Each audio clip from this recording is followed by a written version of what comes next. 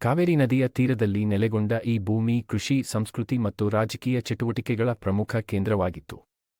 ಈ ಪ್ರದೇಶವು ಅನೇಕ ಶಕ್ತಿಶಾಲಿ ರಾಜವಂಶಗಳ ಆಡಳಿತಕ್ಕೆ ಒಳಪಟ್ಟಿದ್ದು, ಪ್ರತಿಯೊಂದು ವಂಶವೂ ತನ್ನದೇ ಆದ ಗುರುತು. ಮೊದಲಿಗೆ ಗಂಗರು ತಲಕಾಡನ್ನು ರಾಜಧಾನಿಯಾಗಿ ಮಾಡಿಕೊಂಡು ಆಡಳಿತ ನಡೆಸಿದರು. ತಲಕಾಡು ಆ ಕಾಲದಲ್ಲಿ ಧಾರ್ಮಿಕ ಹಾಗೂ ಸಾಂಸ್ಕೃತಿಕ ಕೇಂದ್ರವಾಗಿತ್ತು. ಗಂಗರು ಜೈನ ಧರ್ಮಕ್ಕೆ ವಿಶೇಷ ಪ್ರೋತ್ಸಾಹ ನೀಡಿದರು. ಅನೇಕ ಬಸದಿ ಮತ್ತು ದೇವಾಲಯಗಳನ್ನು ನಿರ್ಮಿಸಿದರು. ನಂತರ ಚಾಲುಕ್ಯರು ಕರ್ನಾಟಕದ ಬಹುಭಾಗವನ್ನು ಆಳಿದರು. ಅವರ ಕಾಲದಲ್ಲಿ ವಾಸ್ತುಶಿಲ್ಪ ಮತ್ತು ಶಿಲ್ಪಕಲೆ ಅಪಾರ ಬೆಳವಣಿಗೆ ಕಂಡಿತು. ಕಲ್ಲಿನ ಮೇಲಿನ ಸೂಕ್ಷ್ಮ ಕೆತ್ತನೆಗಳು, ಗಂಭೀರ ದೇವಾಲಯ ನಿರ್ಮಾಣಗಳು ಈ ಯುಗದ ವೈಶಿಷ್ಟ್ಯವಾಗಿತ್ತು. ಆಡಳಿತ ವ್ಯವಸ್ಥೆ ಹೆಚ್ಚು ಸಂಘಟಿತವಾಗಿ ರೂಪುಗೊಂಡಿತು. ಅದರ ನಂತರ ಹೊಯ್ಸಳರು ಉದಯಿಸಿದರು. ಅವರ ಕಾಲದಲ್ಲಿ ಕಲೆ ಮತ್ತು ಶಿಲ್ಪಕಲೆಗೆ ಅತ್ಯುನ್ನತ ಸ್ಥಾನ ದೊರೆಯಿತು.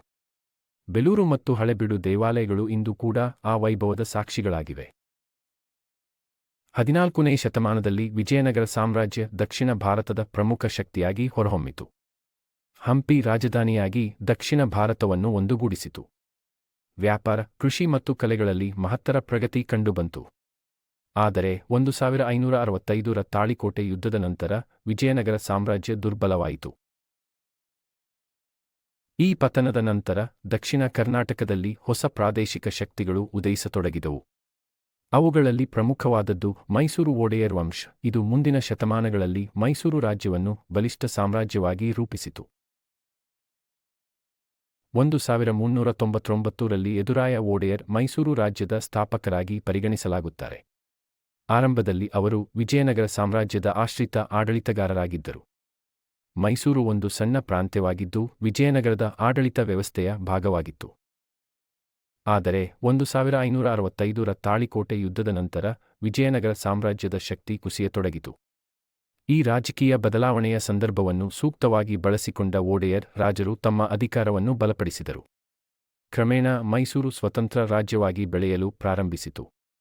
ಒಡೆಯರ್ ರಾಜರು ಆಡಳಿತದಲ್ಲಿ ಸಮತೋಲನ ಮತ್ತು ಶಿಸ್ತಿಗೆ ಮಹತ್ವ ನೀಡಿದರು.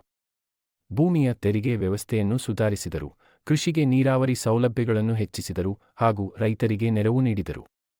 ಕಾವೇರಿ ನದಿಯ ತೀರ ಪ್ರದೇಶಗಳಲ್ಲಿ ಕೃಷಿ ವಿಸ್ತಾರವಾಯಿತು. ಅವರು ಧಾರ್ಮಿಕ ಸಹಿಷ್ಣುತೆಗೆ ಹೆಚ್ಚಿನ ಪ್ರಾಮುಖ್ಯತೆ ನೀಡಿದರು. ಹಿಂದೂ, ಜೈನ ಮತ್ತು ಇಸ್ಲಾಂ ಧರ್ಮಗಳಿಗೆ ಸಮಾನ ಗೌರವ ನೀಡಿದರು. ದೇವಸ್ಥಾನಗಳ ನಿರ್ಮಾಣ ಮತ್ತು ಪುನರ್ನಿರ್ಮಾಣ ಕಾರ್ಯಗಳಲ್ಲಿ ಆಸಕ್ತಿ ತೋರಿದರು. ಮೈಸೂರು ಅರಮನೆ ಹಾಗೂ ಶ್ರೀರಂಗಪಟ್ಟಣ ಪ್ರದೇಶವು ರಾಜಕೀಯ ಮತ್ತು ಸಾಂಸ್ಕೃತಿಕ ಕೇಂದ್ರಗಳಾಗಿ ಕಲೆ, ಸಂಗೀತ ಮತ್ತು ಸಾಹಿತ್ಯಕ್ಕೆ ಒಡೆಯರ್ ರಾಜರು ಉತ್ತೇಜನ ನೀಡಿದರು. ಅರಮನೆಯಲ್ಲಿಯೇ ಸಂಗೀತ ಸಭೆಗಳು ಮತ್ತು ನೃತ್ಯ ಕಾರ್ಯಕ್ರಮಗಳು ನಡೆಯುತ್ತಿದ್ದು, ಇದು ಮೈಸೂರು ಸಂಸ್ಕೃತಿಯನ್ನು ಶ್ರೀಮಂತಗೊಳಿಸಿತು.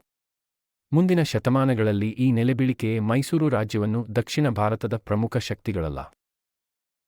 ಹೀಗಾಗಿ ಯದುರಾಯ ಒಡೆಯರ್ ಆರಂಭಿಸಿದ ಮೈಸೂರು ವಂಶವು ರಾಜಕೀಯ ದೂರದೃಷ್ಟಿ, ಉತ್ತಮ ಆಡಳಿತ ಮತ್ತು ಸಾಂಸ್ಕೃತಿಕ ಪ್ರೋತ್ಸಾಹದ ಮೂಲಕ ಬಲಿಷ್ಠ ರಾಜ್ಯವಾಗಿ ಬೆಳೆಯಿತು.